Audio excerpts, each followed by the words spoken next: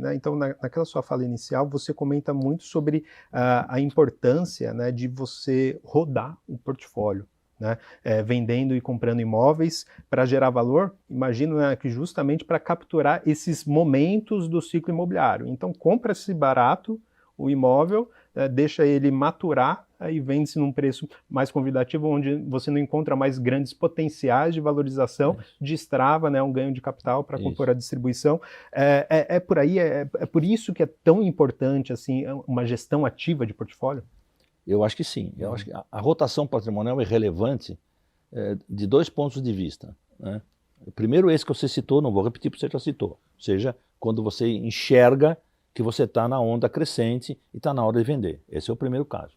Mas o segundo caso da rotação é uma questão muito brasileira. A gente aprendeu, desde sempre, lamentavelmente, aliás, a trabalhar sob inflação. A gente sabe fazer isso. O norte-americano não sabe, né? Eles fazem estudos econômicos em dólares.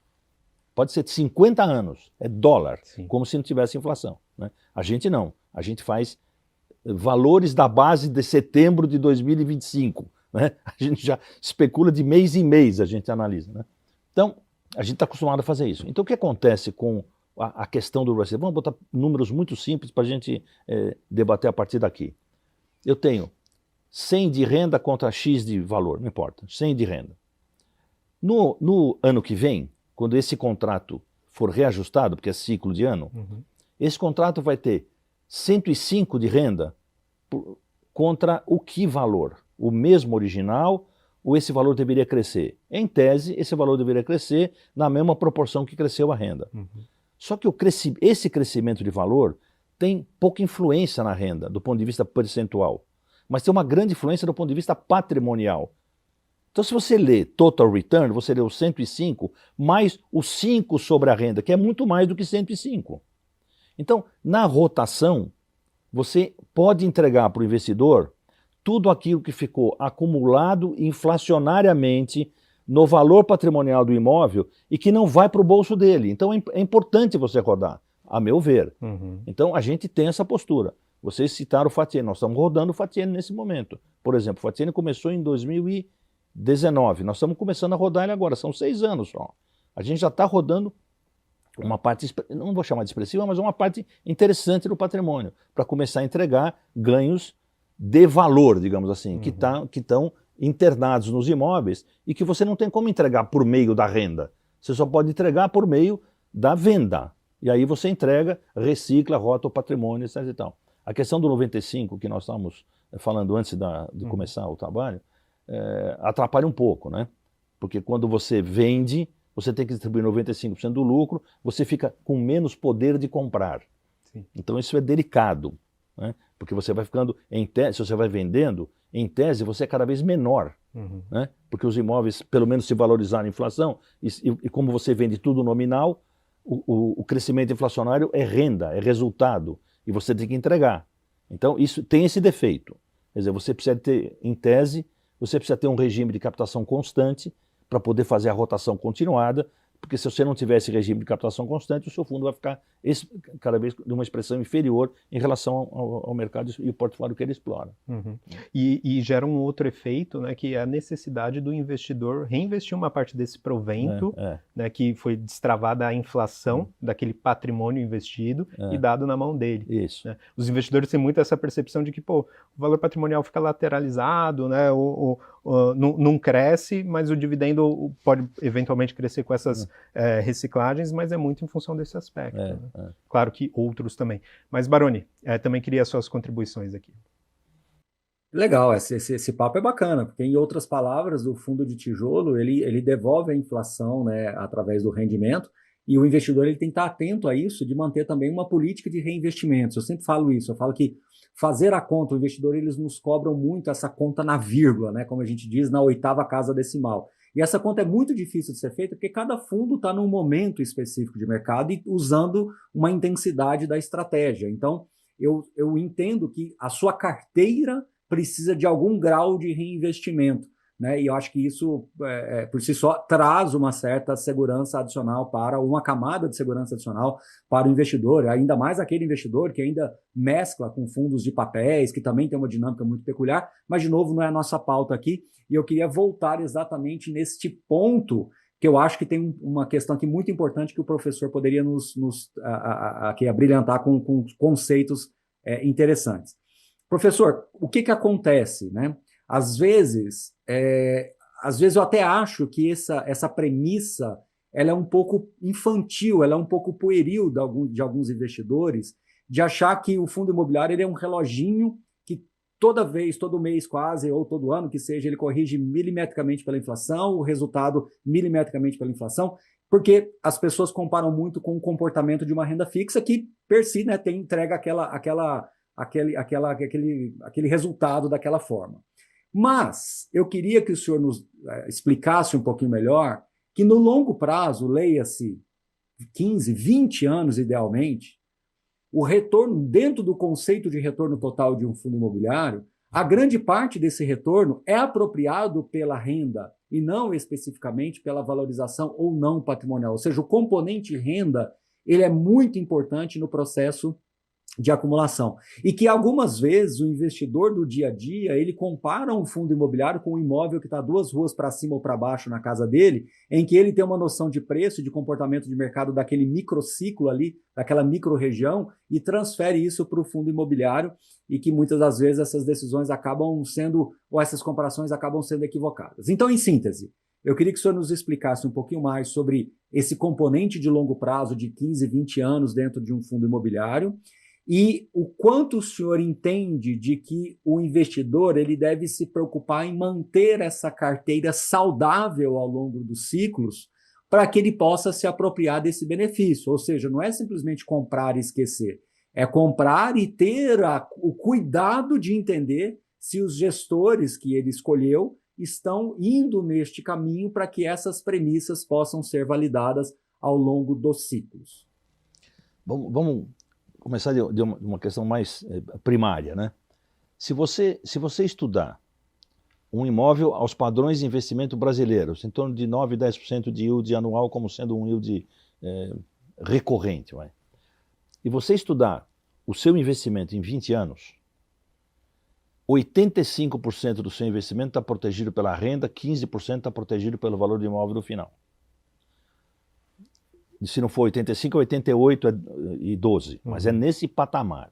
Ou seja, então, referendando aquilo que o Baroni afirmou, o negócio do investimento em imóvel é a renda, não é internar o dinheiro em tijolo. Só para dar um exemplo simples, se você enterra, vamos supor que não tivesse custo de condomínio, nem IPTU, nem nada. Se você enterra o seu dinheiro em tijolo e deixa lá, você perde, né? Porque esse dinheiro não produz renda. Então, mas muita gente acha que ganha. Não, é uma maneira de proteger o meu investimento, porque o imóvel vai valorizar. Essa questão do valorizar, especialmente porque tem inflação, especialmente porque as pessoas não fazem leitura ex-inflação, fazem uma leitura nominal, tem um engodo, que é o meu dinheiro está valorizando porque está protegido com aquele imóvel. Na realidade, o seu dinheiro tem de estar desvalorizando pela falsa sensação de que o tijolo te protege. Esse é o raciocínio que deve ser ilustrado, a meu ver, na minha visão. Então, voltando aos números originais. Então, se você faz um investimento de 20 anos, 85% da tua taxa de retorno, né, para o nosso investidor que está acostumado com yield, taxa de retorno é o total da renda que você recebe com todos os assets que você tem de retorno em relação ao investimento que você fez. Então, a taxa de retorno é a somatória da renda mais a somatória, nós sabemos isso, nós estamos falando para o mais leigo, né? Então, é a somatória da renda mais o valor de desenlace da venda do seu ativo no final. Então, tudo isso dá a taxa de retorno. Então, a taxa de retorno não é grandemente afetada pelo valor do bem. Ela é muito afetada pela capacidade de geração de renda do bem. Por isso que eu sou contra comprar imóvel icônico só porque é icônico. Não, eu vou comprar um imóvel mais bonito da cidade. Não importa que a rendinha é sem vergonha, mas o valor vai me proteger. Não vai. Bom, então essa é a primeira questão. A segunda questão é a seguinte, isso não é pelo fato de que isso é assim, que você tem que sentar sobre o imóvel. Por quê? Porque você tem as ondas de mercado que nós já falamos aqui várias vezes nessa meia hora que nós estamos conversando. Então, se você tem um bom gestor, ele sabe ler as ondas de mercado. Então você sai positivo. Então, em vez de você ter só os 15 com 85, você sai no meio do caminho e você vai ter muito mais taxa de retorno do que você teria se você ficasse até o final. Então, isso é uma questão, Baroni, de gerir portfólio e não simplesmente de transformar dinheiro em tijolo e ficar sentado cobrando taxa de administração sobre a renda que você está gerindo. Nós somos, no nosso grupo, nós somos, entre aspas, fanáticos pela crítica dos nossos portfólios. Fanático. A gente critica o nosso portfólio, eu vou exagerar na expressão, mas a gente critica o nosso portfólio frequente e recorrentemente, porque a gente sabe que o nosso negócio não é traduzir dinheiro que a gente administra para terceiros em uma quantidade de imóveis e largar isso lá e ficar recebendo taxa de administração. A gente não tem essa postura. A gente tem uma postura crítica e que eu acho que é a postura que todo e qualquer gestor tem que ter. E o nosso investidor tem que buscar no gestor justamente essa postura crítica. Tem um detalhe que a gente falou aqui, Baroni, só para levar um pouco para frente, a gente compara a REIT com o mercado brasileiro, né, com o mercado do B3. Os grandes investidores nos REITs são fundos de pensão, né? Não é exatamente gente como é aqui, né? Aqui é o contrário, né? Aqui é varejo, entre aspas, puro, né? Tem muito pouco investimento que não seja varejo, né? Sim, e até queria aproveitar esse gancho para te fazer a seguinte pergunta, professor. Primeiro, por que você acha que o nosso mercado tem essa configuração? O que está faltando para os fundos de pensão serem mais participantes, né, nos fundos imobiliários, e as repercussões disso, né? Porque a gente vê assim que o investidor de varejo, tanto eu como o Baroni aqui, semanalmente, em outros canais, a gente tenta fazer uma educação financeira para mostrar para ele o que é aquele ativo subjacente ao fundo imobiliário, o tijolo, né, para ele entender exatamente o que ele está investindo, mas ao mesmo tempo a gente percebe que no final do dia, né, pelo menos grande parte dos investidores ainda, né, tem muito essa leitura de comparar o dividend yield de um fundo imobiliário com um CDB e aí decidir onde ele vai investir, o que acaba gerando, né, movimentos muito especulativos, uma série de distorções, enfim, o que você enxerga em relação a isso? Isso é uma coisa de educação financeira, como você falou, né? E eu acho que a educação financeira não tem que ser do gestor ou do administrador para o investidor. Tem que ser para aquele que aconselha o investidor. Porque dificilmente o investidor faz ele mesmo a leitura, fica o investidor médio, digamos assim, né? Acho que dificilmente ele fica lá lendo o relatório de fundo, entendendo gráficos, etc. A gente escreve esses relatórios para os aconselhadores dos investidores. Eu acho que essas pessoas é que têm que ter a educação financeira um pouco mais refinada, né? Então, o que é educação financeira mais refinada? É não se iludir por dividend yield imaginando que isso é um número que vale para qualquer coisa.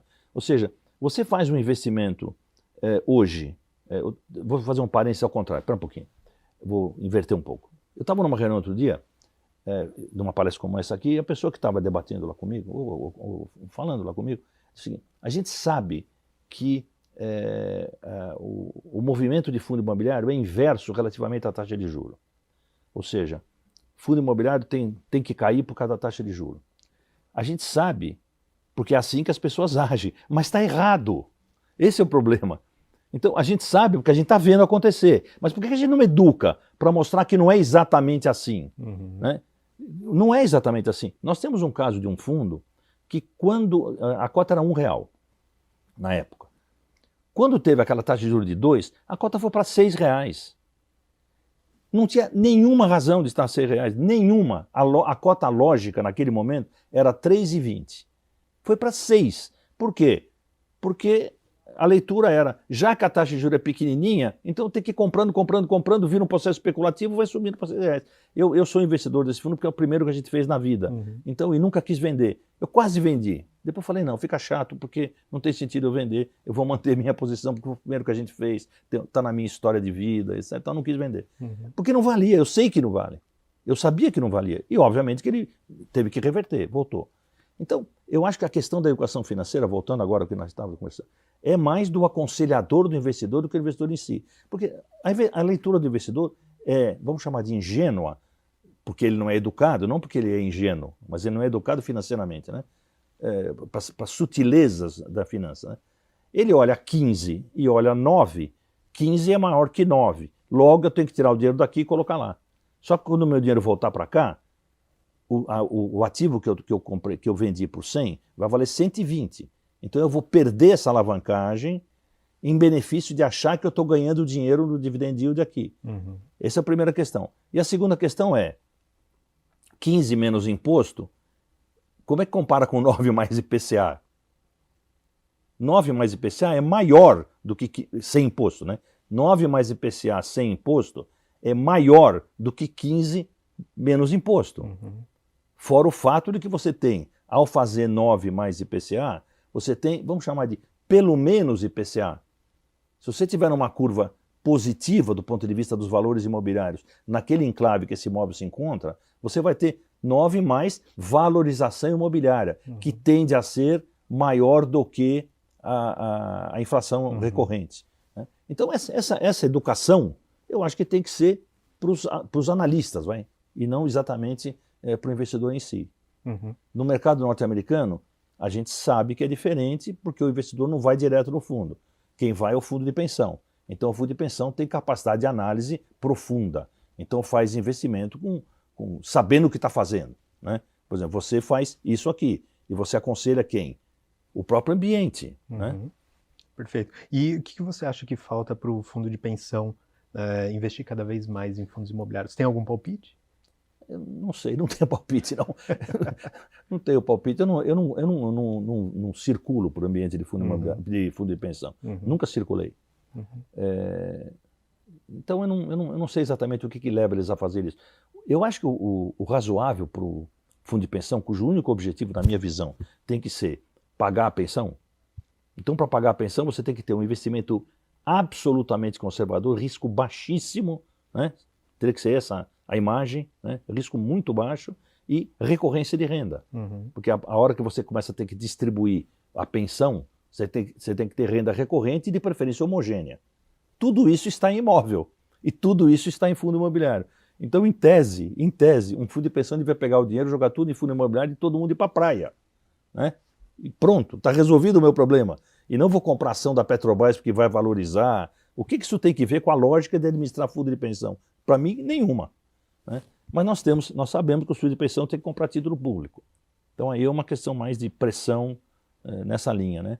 E eu não sei por que não compra fundo imobiliário, não tenho a menor ideia.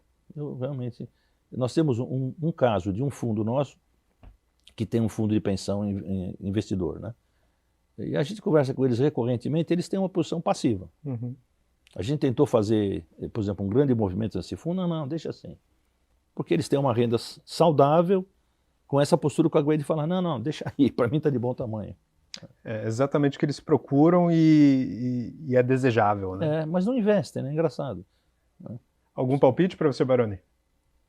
Eu acho que o meu palpite é tamanho mesmo, tamanho e governança, né? Eu acho que o mundo dos fundos imobiliários ainda é muito jovem para a grande maioria, né? Nós estamos aqui, como o professor João fala, né, que ele está aqui desde quando o estudo começou, até antes de começar, né?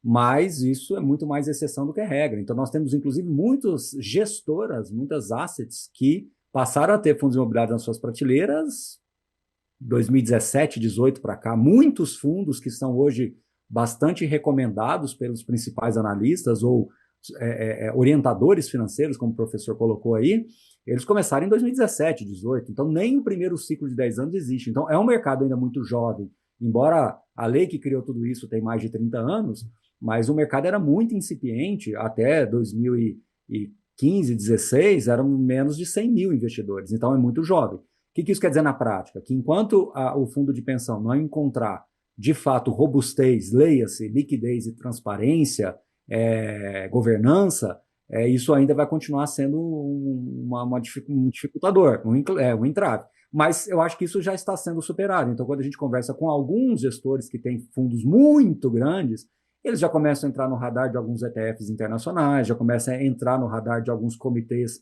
de fundos de pensão. Por isso que eu gosto de olhar sobre o aspecto histórico. Eu gosto disso, porque a história vai nos mostrando alguns capítulos. E como a gente olha para os Estados Unidos, a gente tem uma vantagem de meio que enxergar o futuro. Então, a leitura que eu tenho, e por isso que a gente gosta tanto da indústria de fundos imobiliários e trabalhamos tão arduamente para melhorá-la, é justamente porque a gente entende que a grande virada de chave vai ser a chegada dos institucionais. E por que isso? Porque realmente o investidor pessoa física, ele é muito tela, né? Ele é muito ali o home broker, ele olha muito a variação da cota. E isso gera um efeito especulativo muito grande, porque você traz uma insegurança. O professor pontuou muito bem. Boa parte dos americanos investem de maneira indireta, ou seja, esses movimentos de mercado são mais... como é que eu vou dizer assim? Eles não estão tão expressos da maneira como o brasileiro procura. E aí, quando você tem um relacionamento entre um fundo de pensão e a gestão de um fundo imobiliário, essa relação mais institucionalizada traz muito mais segurança para o pensionista ali atrás. Então, eu acho que é para lá que o Brasil tem que caminhar. E eu agora vou dar um palpite, né? Eu acho que quando isso acontecer, em algum momento vai acontecer. Não sei se vão ser em 5, 10, 15, 20 ou 50 anos, não sei, mas em algum momento isso vai acontecer. Eu acho que essa desarbitragem que nós temos, ela vai deixar de existir também. Então não é normal um fundo de excelente qualidade, multiportfólio, multiativos, a gente vai entrar aqui um pouquinho e falar do Fatiene, por exemplo, não é, igual a ele, existem outros também que estão negociando hoje com múltiplos aí de 10% mais inflação, né, de yield, com uma estabilidade grande, um passivo baixo, ou seja, um nível de alavancagem baixo. Ou seja, você negociando num spread desse, num múltiplo desse, não me parece razoável alguns fundos com 20% de desconto patrimonial, nesse tipo de múltiplo, no mercado mais institucionalizado. Então, isso é consequência de um mercado que é precificado pela pessoa física, que a pessoa física faz comparações mais pueris, faz comparações mais, que o professor colocou, ingênua, mas não porque são pessoas em si ingênuas, mas são pessoas que não têm essa habilidade financeira vis-à-vis o mercado de real estate, mercado imobiliário, para fazer uma cooperação um pouco mais técnica, mais aprofundada. Então, essa desarbitragem, em algum momento, ela vai se fechar. Não me parece razoável perpetuar um cenário desse como algo normal para um fundo multiportfólio, enquanto o imóvel da esquina de cima da sua casa está pagando 6, 7% de retorno anual, e olhe lá, com um nível individual, pagando imposto de renda, e numa série de situações de dia a dia, né, de pagamentos de participação em assembleia, coisas do dia a dia, que no fundo imobiliário, em tese, não existe, porque isso é terceirizado para o gestor, né? Mas, professor, eu queria já emendar numa outra pergunta, só para depois a gente passar para o Fatiene. Eu queria muito que o senhor trouxesse uma visão, de novo, eu não quero trazer aqui uma comparação com o mercado americano direta, porque eu acho que são produtos diferentes. Oi? Tá. Mas eu queria ouvir a questão de setores, né? O senhor acredita que a gente tem espaço ainda para continuarmos crescendo e avançarmos em outros setores, para não ficarmos mais do mesmo, né? A gente fica muito nesse nicho shopping, logística, escritório, agora até o que o renda urbana entrou um pouquinho, mas só vê espaço para avançarmos em setores? Você tem os setores mais modernos, né? Aqui no Brasil. Fora do Brasil, alguns deles já são antigos. O setor mais moderno de todos hoje é data centers, né? É o setor mais decantado no mercado norte-americano. Você pega os grandes REITs lá, os 3 maiores REITs são data centers hoje. Exige uma concentração do capital muito forte e, em tese, tem uma liquidez razoável. A questão é a concentração do capital muito forte. E se essa coisa tem uma evolução do ponto de vista conceitual, de qualidade de produto no sentido de como se ocupa o data center, numa velocidade que a gente não conhece hoje, você pode ter um problema no médio e longo prazo. Quer dizer, a gente falou aqui, vamos fazer investimento de 20 anos, mas será que um data center em 20 anos tem a mesma lógica de ocupação que tem hoje? Provavelmente não. Provavelmente não. Então, será que essas coisas vão ficar ociosas no médio prazo? Esses grandes imóveis? Então, isso é uma coisa delicada, eu não sei responder, mas posso dizer o seguinte, a probabilidade é alta de que a gente tenha uma ociosidade no médio prazo. Por quê? Por causa da evolução do conhecimento, simplesmente, da evolução tecnológica. Então, a questão do data center é uma questão delicada nesse sentido. Eu acho que existe hoje um momento interessante para fazer isso no Brasil, mas precisa tomar muito cuidado com a visão de médio e longo prazo. Então, esse é um primeiro setor. O setor de healthcare é um setor extremamente importante no mercado norte-americano.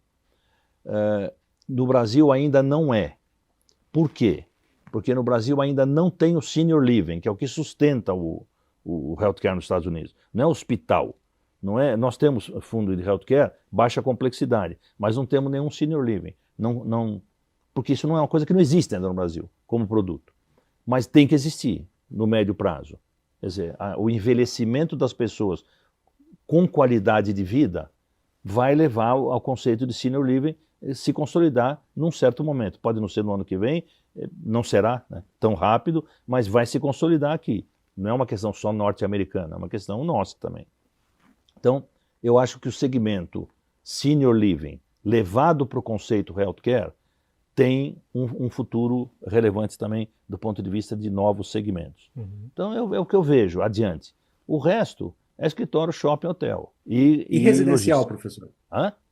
Residencial. E o residencial. O residencial é complicado. Eu acho complicado. Por que é complicado? Porque a nossa tendência de mobilidade, a tendência do brasileiro de mobilidade é muito baixa. A tendência do americano de mobilidade é muito alta. O americano sai daqui e vai trabalhar em Boston, depois vai trabalhar em Washington no ano que vem, depois vai trabalhar em Cleveland. Então, isso faz com que o mercado de aluguéis tenha uma solidez maior do que o nosso. No nosso caso, vou exagerar, só para não ficar fazendo muita perfumaria aqui, no nosso caso, quem mora em imóvel alugado é porque não teve capacidade e condição de comprar. É muito mais nessa linha. Não é uma opção. Não é uma opção por um certo momento da vida. Então, se você faz imóvel só para locação, do jeito de ser, residencial, né? Do jeito de ser do brasileiro, é pouco provável que você consiga ter boa rentabilidade. É pouco provável. Então, eu acho que o residencial ainda não tem condição de ser um segmento importante no Brasil, vírgula. Particularmente levando em conta uma taxa de juros elevada, que é o referencial de comparação que o mercado usa para todas as taxas referencial, né? Que o mercado usa para tudo aquilo que se faz aqui, que inclusive leva essa desvalorização de alguns fundos de renda fora de lógica. É isso que leva para lá. Então, eu acho que residencial, eu já estudei nos últimos 3 anos 5 portfólios residenciais de 5 investidores diferentes. Não funcionou. Quer dizer, não cheguei a pôr no mercado. Estudei e aí não dá, não tem jeito. Quer dizer, você faz conta, mexe, 5,5% ao ano. Não funciona. Não funciona. Quer dizer, para você levar isso a 9, que é o que a gente consegue em escritórios, 9,5%, você precisa ter um aluguel que o mercado não pratica, ou um custo de construção que o construtor não consegue atingir, ou um valor de terreno muito menor do que aquele que está sendo praticado. Ou seja, você tem 2 coisas travadas, que é quanto custa fazer o residencial para poder alugar para um indivíduo alvo, para um determinado mercado-alvo, e quanto ele é capaz de pagar. Essas 2 coisas batem de frente, não tem saída, a meu ver, né? Então você precisaria crescer os aluguéis? Não funciona. Para crescer o aluguel, você precisa crescer a renda. Se você cresce a renda, você tem que atingir outro público, mas esse outro público tem capacidade de compra. Então ele não vai alugar, ele vai comprar. Então ficam essas histórias, porque o jovem, a geração tal, não é mais ligada a patrimônio. Isso eu acho folclore, acho realmente folclore. Eu acho que ter a sua casa faz parte da forma de ser da grande maioria dos brasileiros. Tenham a idade que for. Então eu tenho essa opinião, evidentemente. E essa opinião não é uma opinião não sustentada. É uma opinião baseada na lógica de como você vê o mercado imobiliário. Eu sou do real estate. Eu fui para fundo imobiliário, mas eu sou do real estate. Então eu sei como é que é a história de comprar apartamento, vender apartamento, definir produto, desenhar produto, quem compra. Eu conheço isso, né? Estudei isso a vida inteira, né? Então eu acho que residencial não tem como funcionar no médio prazo, a meu ver. É um mercado enorme, assim, olhando o crescimento, mas que tem muita dificuldade de rentabilizar. Né, o problema é rentabilizar. Se você imaginar um investimento com renda baixa, renda no sentido do yield, né? Renda baixa e estabilidade de renda, funciona. Porque dificilmente você vai ter vazios, né? Você tem capacidade de rodar. Então, se você tem capacidade de rodar um inquilino, estou falando. Se você tem capacidade de rodar um inquilino, você vai manter uma renda homogênea, mas num patamar que o mercado não gosta. Esse é o problema.